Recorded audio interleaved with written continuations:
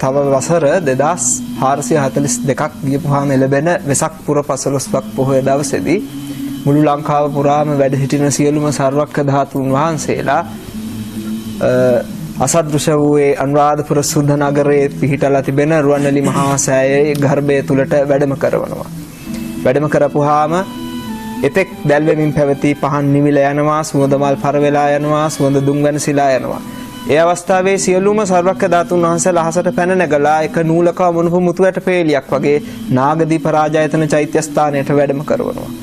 වැඩම කරපුවාම එතෙක් කල චූලෝදර මහෝදර ඒ නාරජවරු බුදුරජාණන් වහන්සේට පූජා කරපු ඒ මණික් පුටුව පොළවයට වැඩ හිටිනවා. ඒ මණික් පුටුව අහසට පැන නැගුණාම ඒ මණික් පුටුව මත සියලු සර්වක්ඛ ධාතුන් වහන්සේලා තැන්පත් වෙනවා.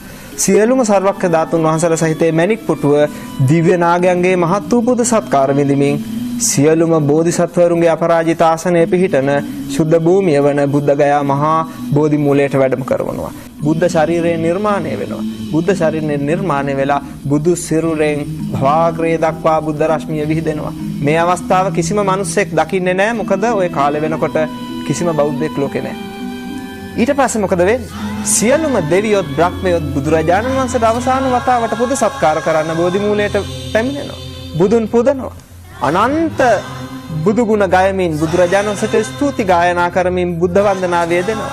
ඒ අවස්ථාවේදී දෙවියොත් බ්‍රහ්මයොත් බුදුන් වඳ අවසන් වුණාම බුදු සිරුරට ගිනි දැල් ඇවිලිලා දෙහ ආදාහන වෙලා අලුවත් දැලිවත් ඉතිරි වෙන්නේ කිසිම ධාතුන් වහන්සේ නමක් ඉතිරි වෙන්නේ අබෑටයක් තරම්වත්. ජය ශ්‍රී මහා බෝධි අතුරුදහන් වෙනවා. බුදුරජාණන් වහන්සේ වෙනුවෙන් හදලා තියෙන සියලුම ප්‍රතිමා වහන්සේලා අතුරුදහන් වෙලා යනවා. බුද්ධ ශූන්‍ය කාලයක් එනවා. බුද්ධ කියන ශුද්ධ වචනේ පවා අහන්න නොලැබෙන කාලයක් එනවා.